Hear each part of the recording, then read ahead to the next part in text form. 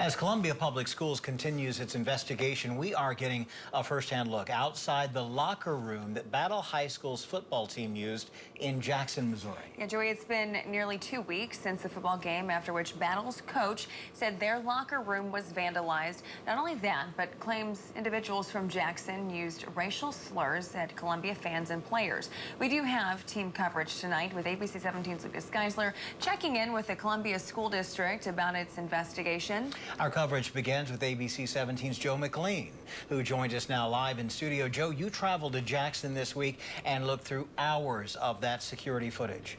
Hours is right, Joey, and actually we got dozens of hours of unedited footage from 12 different cameras posted around the field, including this shot right here, right in front of the building containing the away team's locker room.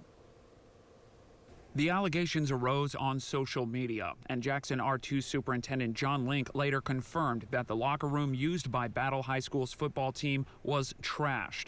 A locker door torn off its hinges, food thrown on the floor and walls, and bodily fluids covering other school equipment. This week, I traveled to Jackson, Missouri to get a look at the scene and surveillance video of that night.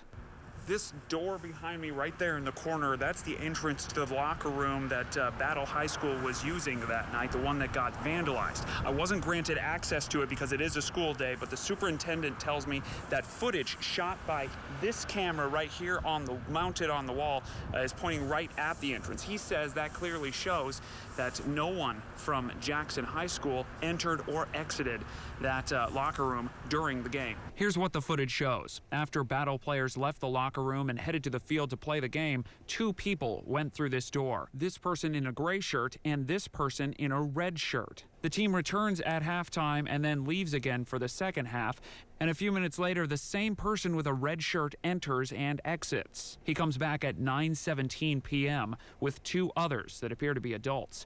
This is right about the time Link said Battle's assistant principal was notified about the damage and went to the room to take photos. They spend about 3 minutes in the locker room before leaving. At 9:44, police are on scene, but none appear to enter the locker room. So far, neither school district would identify the people seen going in and out of the locker room, though Jackson superintendent said the custodian, cross-country coach, and booster club members entered at some point. Parents on social media said players from Jackson are responsible for the vandalism. Link declined an on-camera interview, but told me that no one from Jackson had anything to do with it.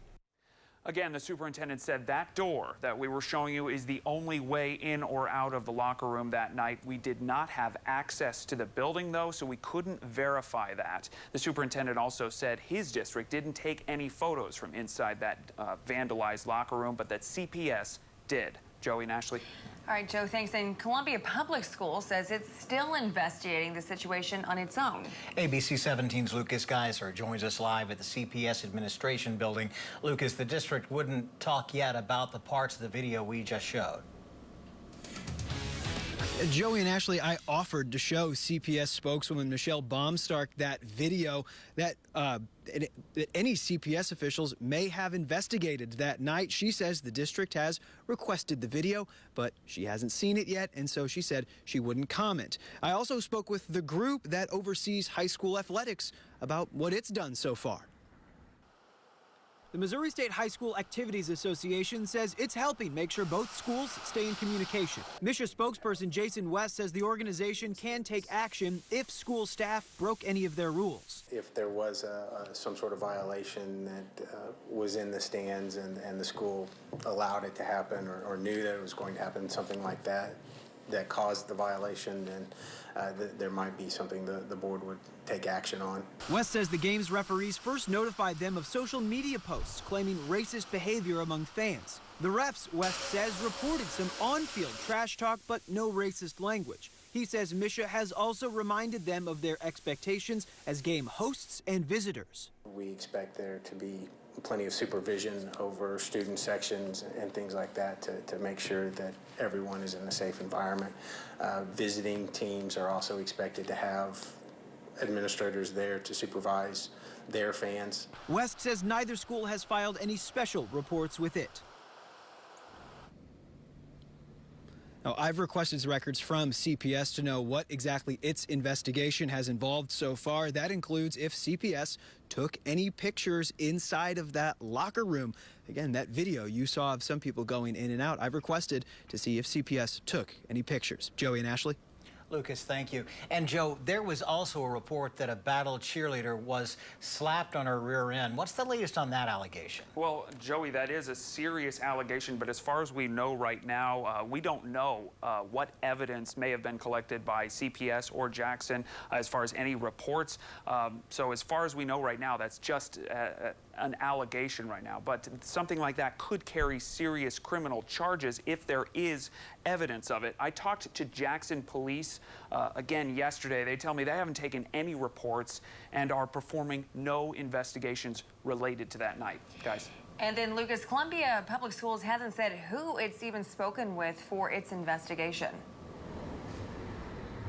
All we know right now is that it was looking for people with first-hand information or knowledge of what happened. Parents I've spoken to since have said that they haven't heard any updates from Columbia Public Schools on this situation. All right, Joe and Lucas, thank you. You can watch that surveillance video for yourself. We do have it posted on our website, abc17news.com.